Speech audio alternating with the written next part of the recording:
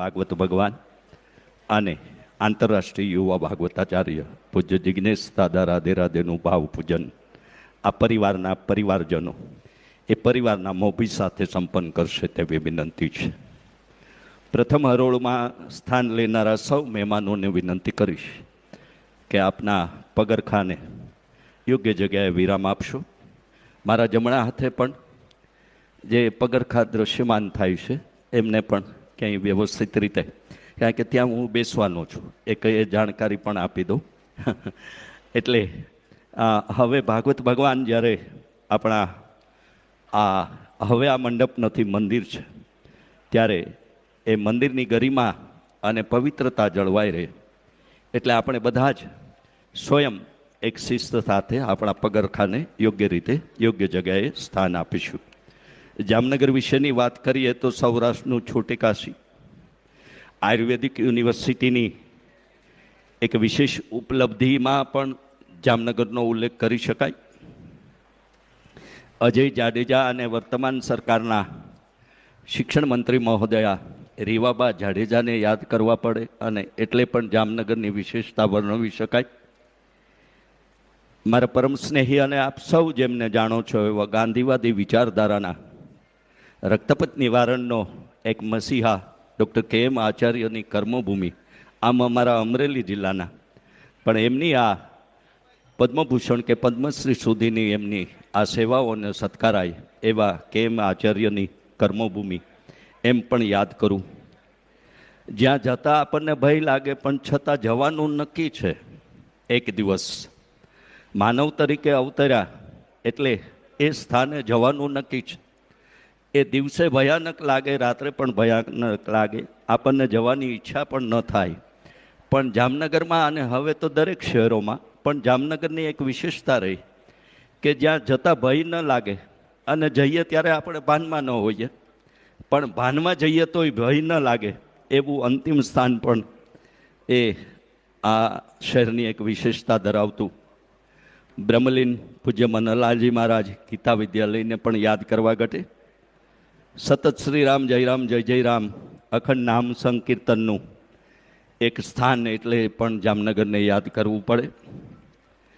Reliance industries Vantara દેશનું આકર્ષણનું કેન્દ્ર અને સાથે સાથે નજીકના ભૂતકાળમાં જ ઇન્ટરનેશનલ એરપોર્ટ જેવો નજારો જામનગરને માણવા મળ્યો, એને પણ જામનગરમાં આપણે યાદ કરવું પડે. દીપ પ્રાગટ્ય વિધિ તરફ આપણે જઈએ છીએ.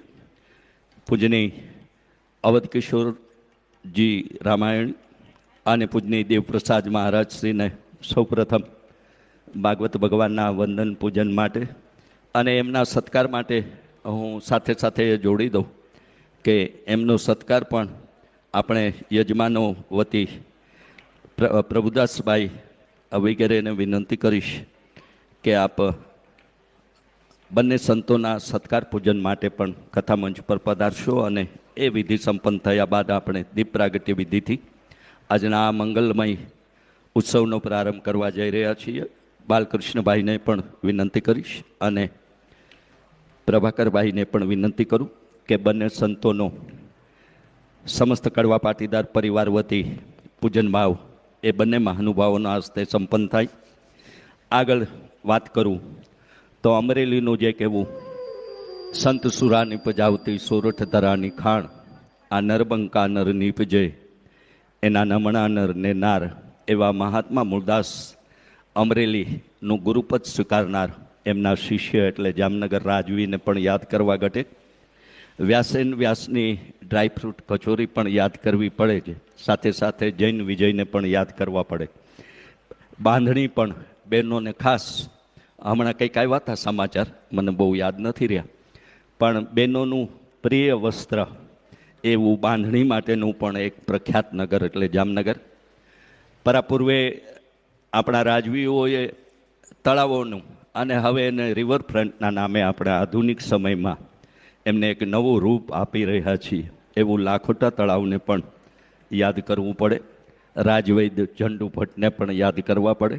અને એવી અનેક વિશેષતા ધરાવતા આ નગરના પ્રાંગણમાં આપણી વચ્ચે એવા બે પરમવનની સંતો પણ ઉપસ્થિત છે, એમની પણ તપસ્થલી અને દિવ્ય ભૂમિ એવું પણ જો સાથે જોડીએ તો મહંત શ્રી આંડાબાવા આશ્રમ જામનગર પૂજ્ય દેવપ્રસાદજી મહારાજ શ્રીની પણ આ ભૂમિની, પૂજ્ય શ્રી અવધ કિશોરજી રામાયણી મહામંડલેશ્વર તપોવન આશ્રમ મોઢેરાની પણ યાદ સાથે એ બંને મહાનુભાવો, બે બંને સંતો અને મુખ્ય યજમાન હિતેશભાઈ ખાટ, મુકેશભાઈ કાસુંદરા, રાજુભાઈ બોડા અને અન્ય યજમાન પરિવારના પરિવારજનો દીપ પ્રાગટ્ય વિધિમાં જોડાય તેવી વિનંતી સાથે આવો દીપ પ્રાગટ્ય વિધિ આપણે સંપન્ન કરી અને એ બાદ કથાનો પ્રારંભ કરવા જઈ રહ્યા છીએ. પણ સ્વાગત પ્રવચન અને સંતોના આશીર્વાદ બાદ આપણો કથા સત્ર પ્રારંભ થશે.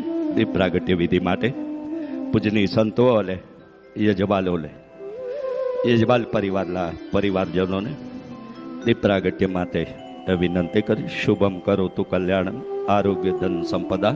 દીપ પ્રાગટ્ય.